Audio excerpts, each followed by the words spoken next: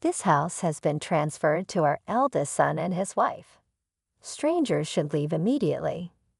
Despite the fact that I was bearing the burden of the house mortgage, I received shocking statements from my in-laws and husband. From the beginning, they had been using me with the intent to make me pay off the mortgage. When I learned this truth, my heart rapidly shifted from gratitude to anger. "Well then, I'll be moving out," I responded to their mocking words with a defiant smile. "I will make them regret ever challenging me." Immediately, I sought help from an acquaintance and began plotting my revenge against them. My name is Michelle Anderson. I'm a 48-year-old lawyer working at a law firm. Currently, I'm living while taking care of my husband and his parents. It all started when I gave a house to my in-laws. I married James when I was 30. When our marriage was decided, my father-in-law was involved in an accident and injured his leg. He couldn't stand on his own and had to live in a wheelchair. My mother-in-law was also elderly and needed care, so I gave them a barrier-free house. Initially, we considered living in public housing, but then we decided to move them to a location midway between my husband's workplace and mine. This was my suggestion so we could reach them quickly in case of any emergency. I received a lot of help from the Anderson family regarding my father. "Please let me return the favor," I said. My father passed away before I got married. Just before he died, he had accumulated a lot of debt, putting our family finances in a very tight spot. We struggled, piling up more debt to pay off the existing ones. My husband and his family were the ones who saved us from this difficult situation. James and his parents paid off my father's debts on our behalf. If you're hesitating to marry because of the debt, wouldn't it be solved if we paid it off? "My parents think the same way," said James. "That's right. It's debt from a business failure, not from frivolous spending." "There's every reason to help," added my mother-in-law. "That's right. We should help each other out in tough times." "There's nothing to be ashamed of," said my father-in-law. Thus they supported most of the debt without saying anything.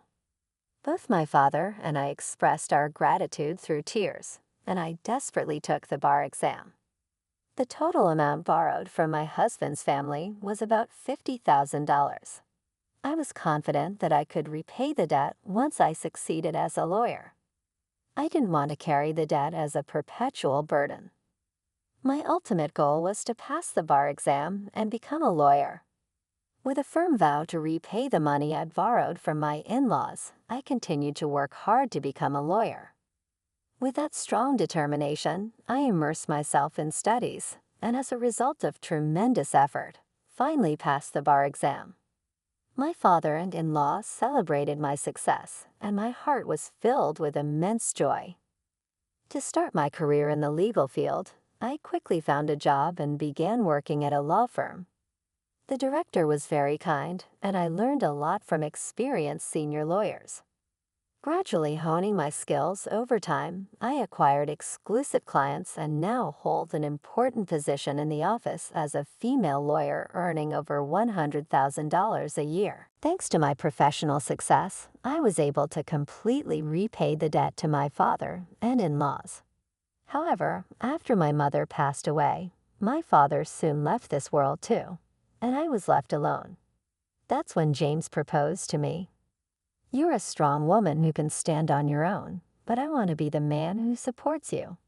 I will always cherish you, so please consider marrying me." Convinced by his words, we decided to marry, expecting a happy life to begin. At that time, my father-in-law was unfortunately involved in an accident. Grateful for their past kindness, I offered to build a new barrier-free house for them. Despite their objections, the gratitude I feel is more than words can express. "Please do not hesitate.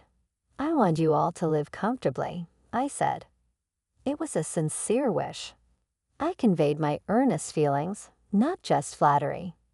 My enthusiasm reached them, and with a smile, my in-laws accepted my offer. However, right after agreeing, they added a condition. "Michelle, Why don't you live with us too? We heard you and your husband are looking for a new house. That's right. If you don't mind, let's live together. Eventually, this house will belong to you. James has an older brother. He is 3 years older than me, got married, and left home a few years ago. He started his own business and, due to his business, left everything at home to James. As I heard from my mother-in-law, my brother-in-law had an oral agreement that in exchange for taking care of the aging parents, James could freely use the parents' assets. Before leaving home, my brother-in-law had communicated this to James. Moving to the new house would shorten my commute, and we would start living together with James and his parents. Since we could support each other in times of need, there was no reason to refuse living together. However, I was worried that I might trouble my in-laws. Having occasionally caused them trouble even before marriage, I was anxious about whether living together was appropriate. Sensing my concerns, James gently placed his hand on my shoulder and reassured me, "Don't worry, Michelle. I'm here to support you. Let's live together with confidence." Encouraged by James' words, I agreed to live with my in-laws. I was expecting to start a new life with the 4 of us and have enjoyable days. However, the peaceful life I had hoped for was not the reality. "Michelle, where did you put my morning clothes? Michelle, the TV remote isn't responding. Can you do something about it? Michelle, can you help me? I want to sit on the sofa." It has already been 13 years since I started living in this house. In this house, every family member always comes to me for favors. They have no intention of managing things on their own. The family is completely dependent on me for everything, especially my father-in-law, who is disabled. He doesn't hesitate to touch me freely. I told you I had prepared and hung up the morning clothes, Mother. That's the air conditioner remote, not the TV remote. It's on the desk, Father. Please ask James for physical support when he's around. Please don't rely on me. I can't support you properly. I found myself replying to them daily.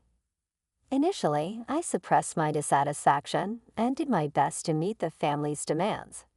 It was unthinkable that while shouldering the mortgage, all household responsibilities were also left to me. I had thought about divorce several times. However, James always skillfully managed the situation, and my in-laws would apologize. I wasn't feeling tortured or harassed, so every time they apologized, my heart wavered, and I ended up choosing not to divorce. Day-to-day life was filled with the in-laws' dependence and minor frustrations, but somewhere I felt a bond as a family, which might have made me tolerate the situation. Still, the option of divorce always flickered in my mind. My mother-in-law finally started showing signs of mild dementia, or perhaps she was just becoming forgetful. It's not clear, but such questions from her increased. James, who had promised to help before marriage, proved to be utterly unreliable in this situation. Continuing my life with these uncertainties, I gradually adapted to the environment. Through experience, I began to handle everything before being told and started to express my opinions clearly to James and others. However, my father-in-law's excessive behavior was something I could not overlook.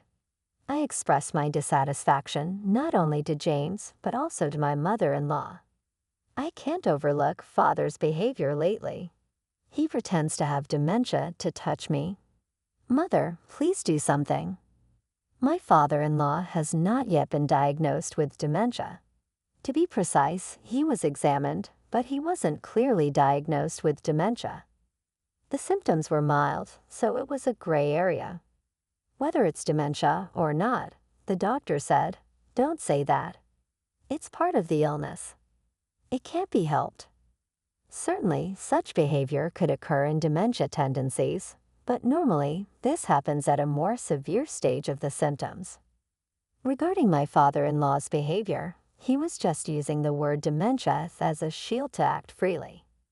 Even after the doctor said it's not dementia, my in-laws arbitrarily decided it's dementia and used it to excuse inconvenient situations. I could understand if it was really dementia, but using an illness to force others to endure is not acceptable. I consulted with James and sought a response from my in-laws, but each time he said it was troublesome and kept postponing it. When I was about to reach my limit of patience, an unexpected event occurred. This month, a repayment is completed. I'll be freed from this suffering. On a holiday afternoon, I was organizing the household account book and my diary. Looking at the bank book, I noticed something and my face brightened. At the end of that month, the mortgage repayment for my in-laws' house would finally be completed. Filled with a sense of achievement, I felt as if a heavy burden had been lifted. Thinking that my burden would decrease and I would have more money to spend freely made me very happy. However, at that point, I didn't know yet that the real trial was about to begin.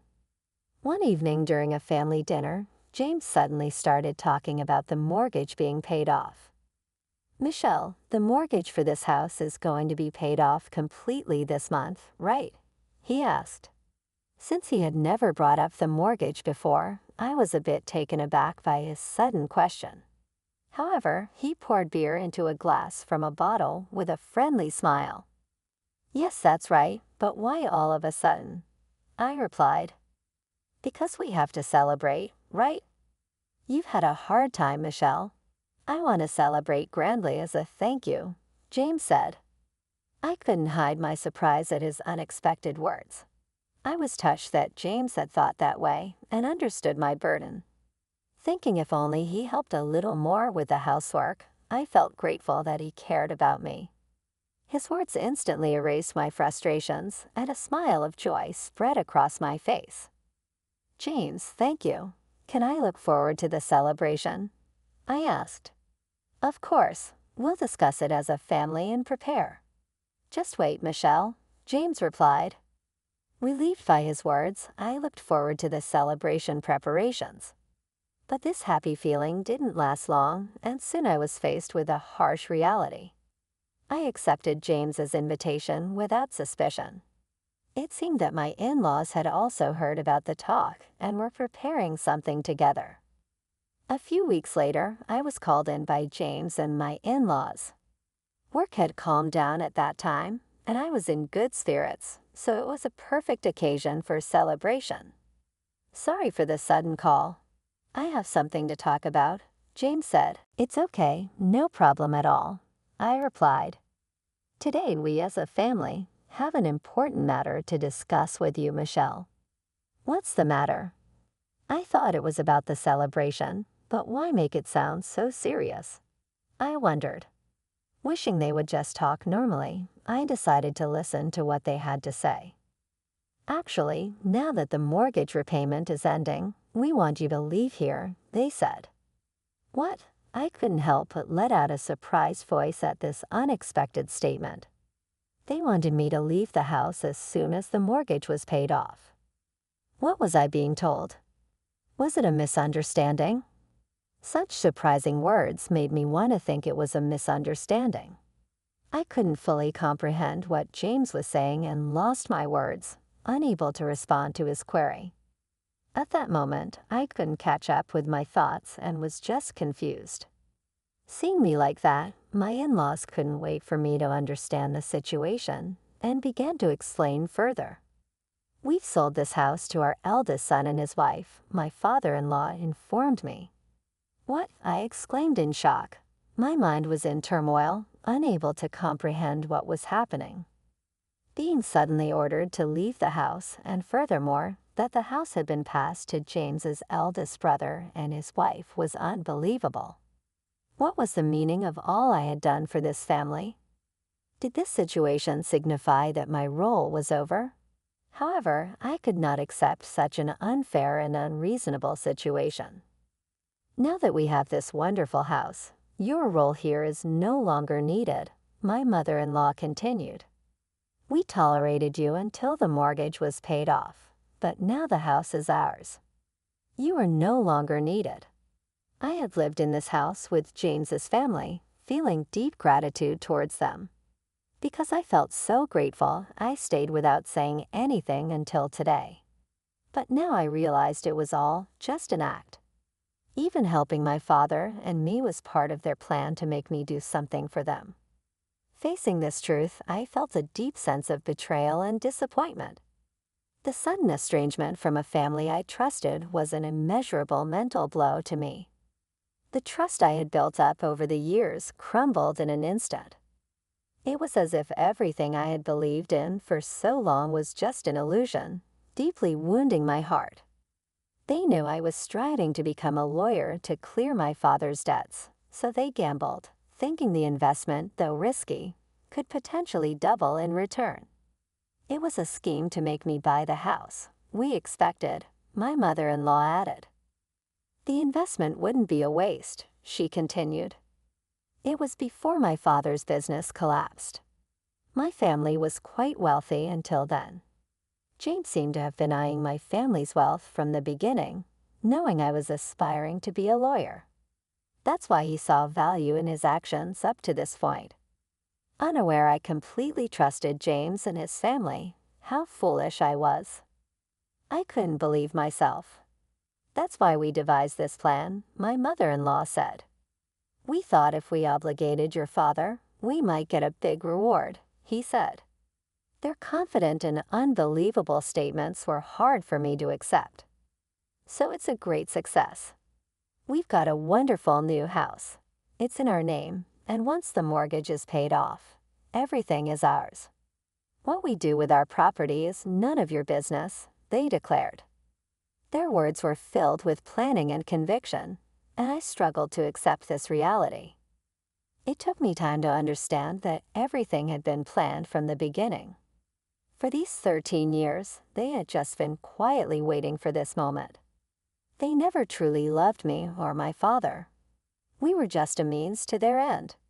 Their plan had been to approach our family from the start, and we fell into their trap without realizing it. Faced with this unbelievable situation, darkness spread in my heart. My emotions sank into deep darkness as if I was standing on the edge of a cliff. The word despair suited my feelings at that moment. I couldn't understand everything they had done, thought, and executed. So outsiders should leave this house immediately. You have no place here anymore. Their words inflicted a deeper wound in my heart. Confronted with the fact that I was no longer needed in this house, I was just dumbfounded. This house was once a place of peace, love, and warmth for me, but now all that had crumbled away. A chapter of my life had ended, and a new lonely journey was about to begin. There's your stuff to pack, so it can't be immediate, James. If you do that, you'll really be in trouble. Let's do it tomorrow. I'll give you until tomorrow to pack your things properly and leave, my mother-in-law declared. This house now belongs to the Anderson family, my father-in-law added. Also, I'll get the divorce settled. There's no point in us being a couple anymore, and I'm tired of your nagging. Make sure you've signed the papers by the time you leave this house tomorrow, James said. The words Anderson family weighed heavily on my heart. It was now clear that I had never been accepted by the Anderson family from the beginning. Was I treated unjustly? And made to work like a slave, struggling to balance housework and my job because I wasn't considered family? All my questions merged into one, and I could only muster a bitter smile. I was deceived by your family from the start, I murmured. That's right, are you stupid? Don't you understand? James retorted. Hearing his words, I felt something breaking inside me. Looking down, I slowly raised my face and, forcing a smile, gave an unexpected response to my in-laws. Then I will move out. My heart could no longer find a reason to stay with the Anderson family. All those days were filled with their deceit. My life from now on would be a new path. When I suddenly showed a bright face and decided to leave the house lightly, my in-laws could not hide their surprised expressions. Quite obedient, aren't you? That's something up your sleeve, my mother-in-law asked suspiciously. No plans. Hearing such an incomprehensible story, I felt like my life hit rock bottom, and just like that, my love for your family cooled instantly. I'll pack up my things right away and leave this place. I'll properly sign the divorce papers. I'll have my lawyer contact you later about the division of property. Goodbye, and thank you for everything up to now, I said without waiting for my in-laws' reaction. I returned to my room. As I packed my belongings, I held back my tears while planning my next steps. After such terrible treatment, I couldn't just let it end silently. I wouldn't be at peace until I experienced the same pain, suffering, and unfairness I had endured. While packing, I calmly thought of ways to get back at them. I meticulously planned how to inflict the greatest pain on them. Various thoughts raced through my mind as I deeply contemplated my future actions. My anger and disappointment towards the in-laws were indescribable, but I maintained my composure, searching for the best way to resolve the situation. My revenge on them had to be more than just an emotional reaction. They needed to seriously understand the consequences of their actions. My new life began from there. While I was packing, suddenly my phone rang. The moment I saw the caller's name, a strategy formed in my mind. Surely this person will support me, I thought, and without hesitation, I answered the call. Revealing the harsh situation I was facing, the caller listened attentively to my story, and then we discussed and promptly acted on a plan for the future. Once I finished packing, I quietly left the house I had lived in for years without a word to James and his family. When I left, I decided to sever all ties with them, so I deleted their contacts from my phone, determined not to respond to any communication from them. My decision soon started showing results. The day after I left the house, I received numerous intense calls from my in-laws. I had deleted the numbers, but remembered them due to our long association, which weighed heavily on my mind. That morning, they must have realized that I had left the house and understood what had happened. However, I had no intention of responding to their calls anymore. As I looked at my phone, I indulged in a sense of superiority over my decision and smiled lightly. At that moment, the person who provided me a new place to live reassured me, "You don't have to answer the phone at all." I gratefully nodded at his words. I was ready to take the first step towards a new beginning. My life was about to enter a new chapter in a new environment. After the calls from my mother-in-law stopped, James started calling. His calls were like unbearable noise to me. Unable to tolerate it any longer, I turned off my phone and, without turning it back on, proceeded with canceling the service. This action was a clear statement of ending my relationship with James. 3 months passed, and I had started a new life in a new apartment. Freed from the stress of living with my in-laws, I could focus more on my work. My daily life became more fulfilling, and I enjoyed my life to the fullest, free from past restraints. People around me noticed that I was shining post-divorce. My face became brighter with smiles, and my personality turned more cheerful and friendly. This change was recognized by others, and I received many compliments. Previously oppressed mentally by my relationship with my in-laws, I decided to cherish my relationships with colleagues at work and build good connections. I plan to put more effort into my job and prioritize communication with my coworkers. When I made this resolution, the receptionist at my office appeared on the floor in a panicked state and urgently reported to me, "Miss Cohen, there's a parent and child at the reception looking for you." Cohen was my maiden name, which I still used after the divorce. Hearing her report, I rushed to the reception to understand what was happening. The normally polite and composed receptionist's agitation indicated something unusual was going on. Something significant must have caused her distress. Seeing her worried expression, I wanted to be of support. A male colleague, sensing her state, offered to accompany me. We headed together to the lobby. Arriving there, my expression changed dramatically when I saw who was there. "Mom, there's Michelle." When I heard that voice, I saw my mother-in-law and James. They were raising their voices inside the office, saying, "Michelle, how could you do this? Cutting off contact is terrible. Do you understand the trouble we're in?" I was stunned by their irrational behavior and couldn't help but question it. Others present couldn't hide their dismay at their actions. Their appearances, worn and filled with anger, were stark after not seeing them for months. Realizing the abnormal situation, other reception staff reported to the upper management, and soon the office manager appeared in the lobby. "Miss Cohen, a meeting room is prepared.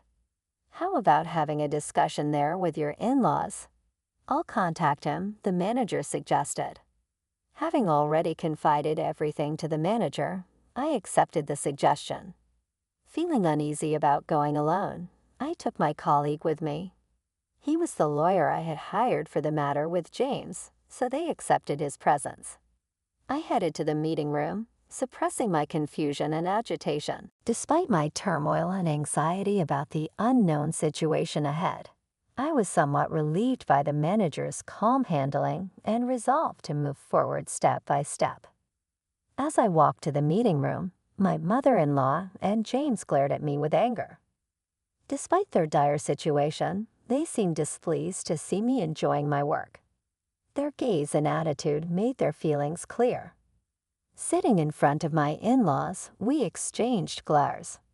Then the manager entered the meeting room with someone else. "Sorry I'm late." "What? Why are you here?"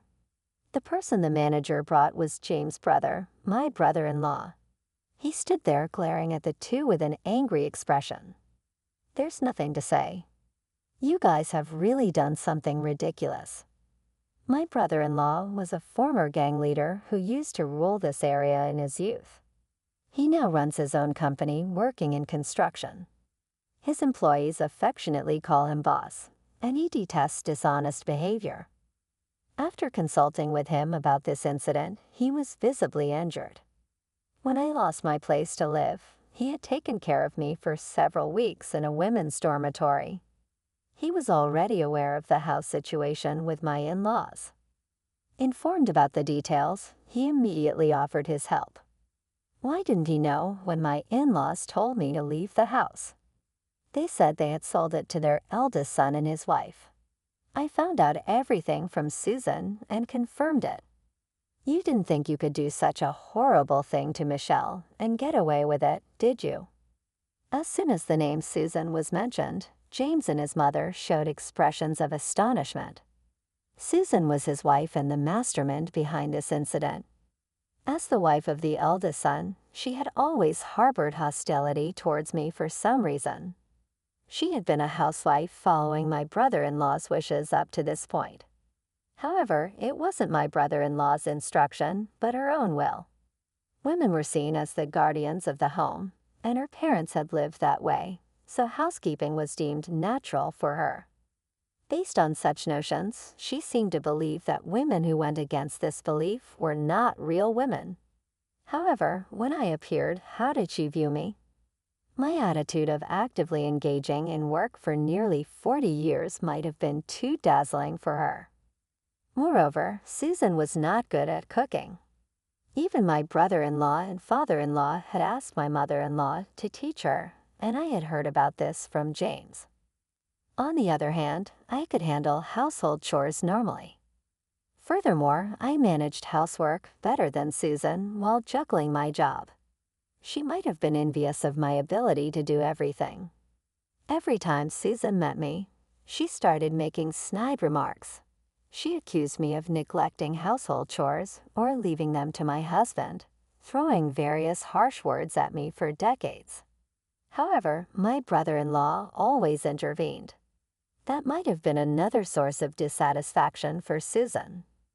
My brother-in-law said it was fine for Susan to work, and he helped around the house. Her inaction in this situation was her own choice.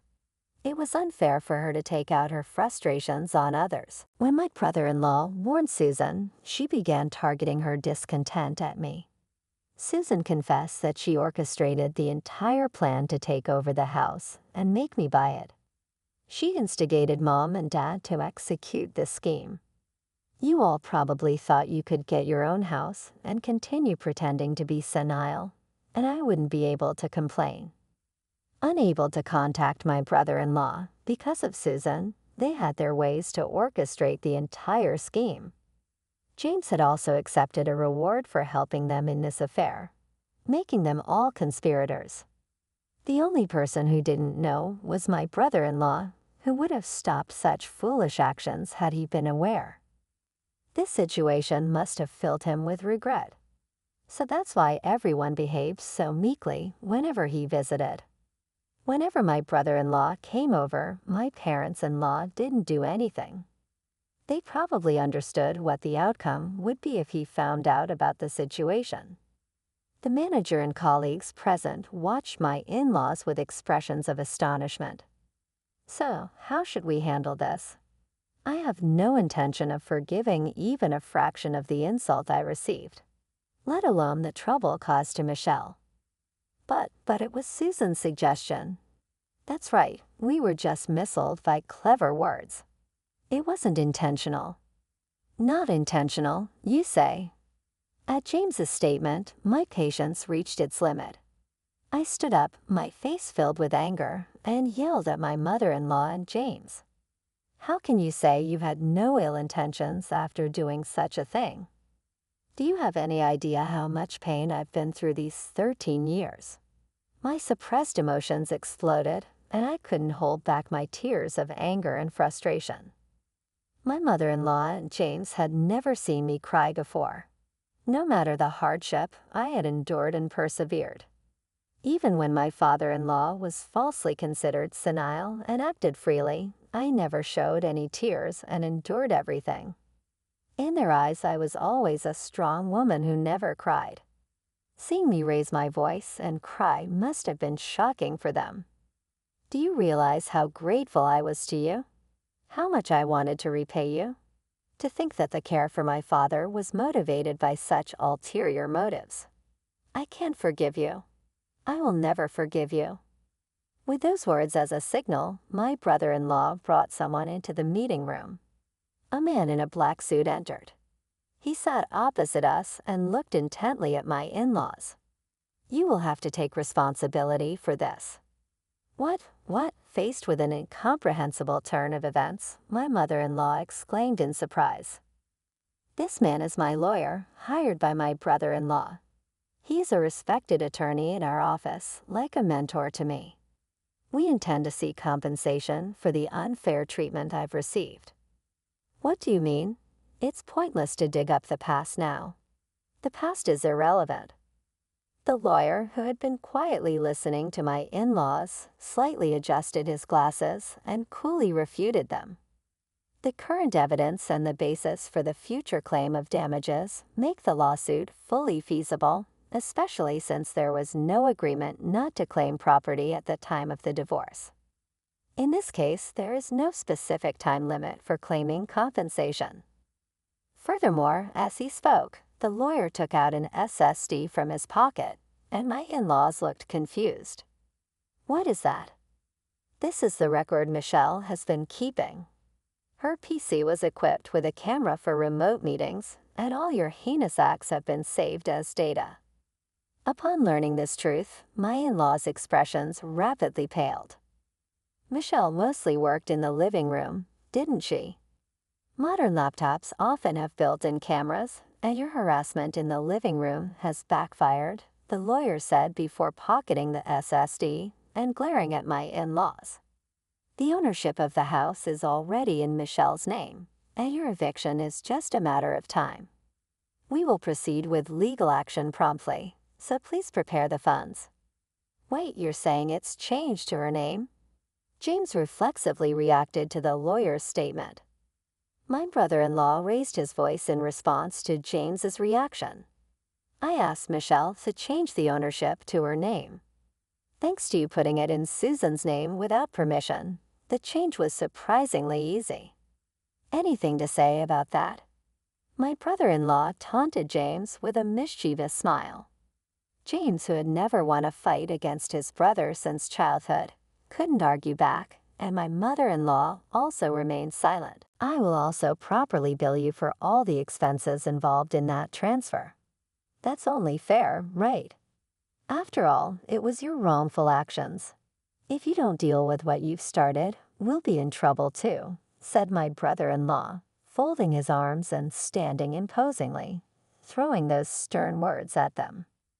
The two were speechless before my brother-in-law's stern demeanor. My brother-in-law had also informed Susan, his wife and the mastermind behind this ordeal, about this. After resolving this matter, he had expressed his intention to divorce her over the phone. I'm really sorry for involving you in this, Michelle. Even though I didn't know, I will support you to the fullest until you are satisfied. Let me know any request you have. It's my family who did this, so I have a responsibility too. If it hadn't been for my brother-in-law's call that day, I might still be suffering. If my brother-in-law hadn't been part of the family and there for me, maybe I wouldn't have been able to recover. I never realized how important it is to have support. Grateful for my brother-in-law's kindness and warmth, I glared at the two and threw decisive words at them. I will never forgive you for using my and my father's feelings and exploiting them for your own benefit. No matter how much you try to compensate, I will not forgive you. If you ever step foot in my office again, I will call the police. From now on, I will leave all responses to my representative. Never appear in front of me again.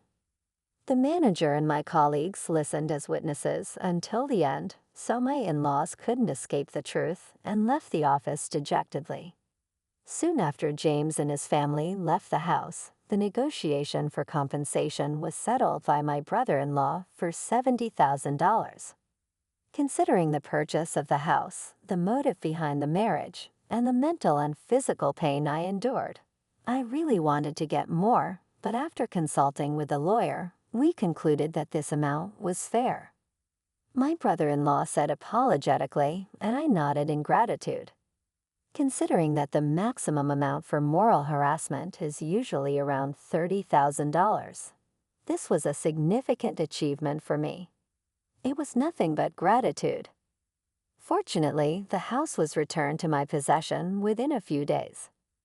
The furniture and appliances were also moved under my brother-in-law's supervision, and everything was successfully recovered. Currently, the house is being used as a rental property. It's too big for me, and since it has a good location and barrier-free features, it seemed a waste not to use it. Following my brother-in-law's advice, I started renting it out. Susan is busy with her days working to pay off the debt following my brother-in-law's decision. She works from morning till night, and my mother-in-law and James are in a similar situation. My father-in-law, unable to work due to his disability, contributes from his pension towards the debt repayment, and they seem to be leading a difficult life. I felt relieved that my brother-in-law is a trustworthy person. Years have passed since then, and I continue my work as a lawyer. Thanks to my brother-in-law, the monthly payments are going smoothly, and it's expected to be paid off by next year. Despite often contemplating ending my life amidst the hardships, I held on to the belief that my efforts would be rewarded someday. That belief has become reality, and I live each day with gratitude.